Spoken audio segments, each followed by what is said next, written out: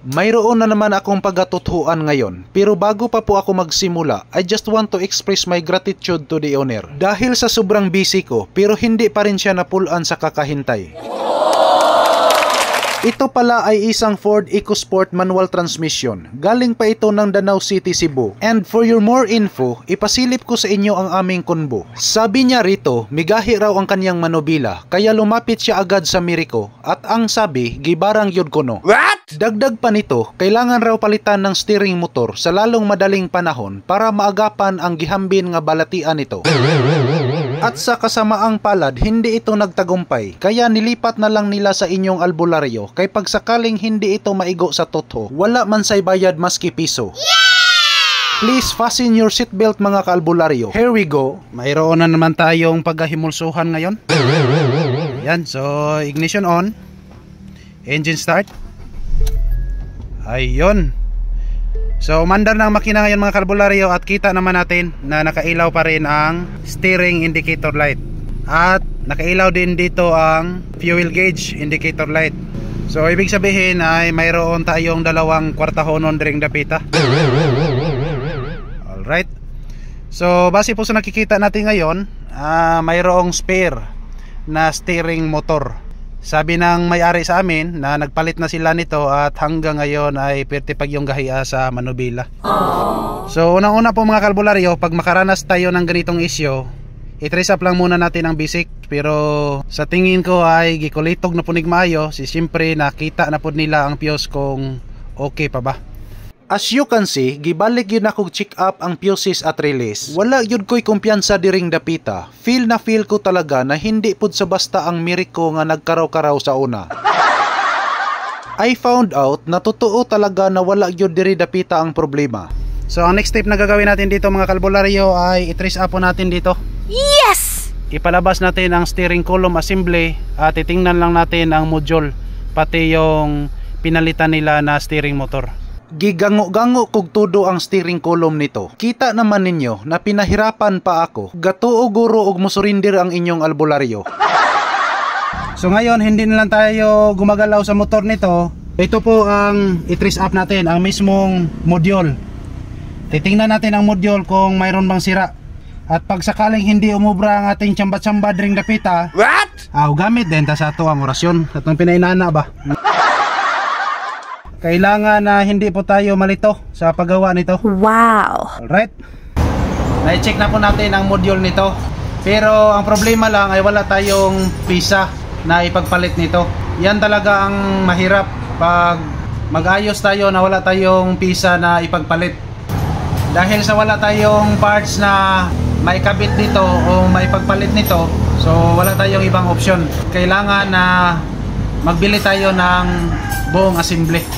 So ayan na po mga kalbularyo, sa wakas dumating na din ang ating order na steering module assembly. So ito po ang luma. Yan. At ito naman ang in-order natin. Lagyan natin itong autograph. Yan. So mayroon na tayong palatandaan dito. Pag sakaling mayroong ibang mekaniko na magtandog-tandog nito, alam nila na dito galing sa inyong albularyo. Yes! Fast forward tayo, giduok na naman ako ang buong manubila rito. Medyo kinabahan ako ng konti, baka magkamali ako sa hula-hula ko. Bahala na. Naniwala pa rin ako sa kasabihan na walay sipyat sa tsamba. Kung kayo ang tatanungin ko, sang-ayon ba kayo?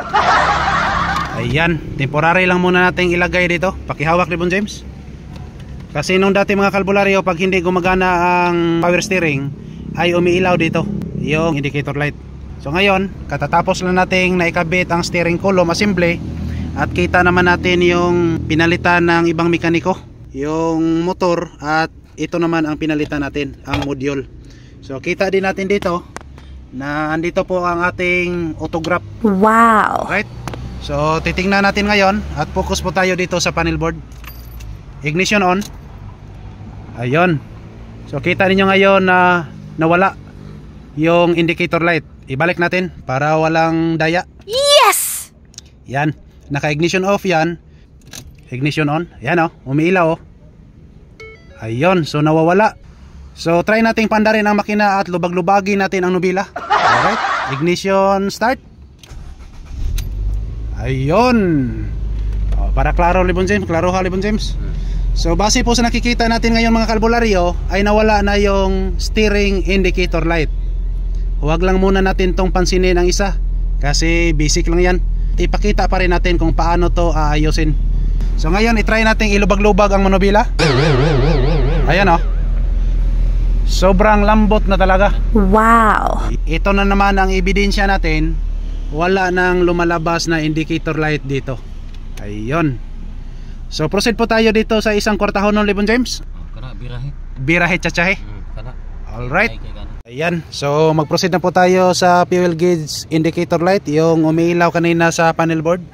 So ganito lang po, waling-waling lang natin ang mga bangko dito. Ayan. Kita naman natin yung mga tinae dito na pupunta doon sa ilalim. So kailangan nating ipalabas yung tangke.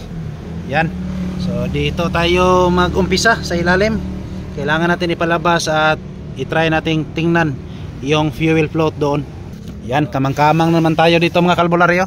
Kit-kit sa mga malang mananap. Ayan. Kita naman natin na mayroon talagang gikit-kit dito. Ito talaga ang mga engkanto na nakatira dito, ay parang walang makakain, kaya wala silang ibang nagawa, gikit-kit na lang dito ang wire. Ayan. Ayusin natin to, at pagkatapos na nating maayos, titingnan lang natin doon sa panel board. So observe po tayo, kasi kanina ay nakailaw yung fuel indicator light dito at hindi gumagalaw ang needle pointer dito. Ignition on. So kita nyo ngayon mga kalbularyo na hanggang ngayon ay umiilaw pa rin. Ibig sabihin ay hindi pa gumagana.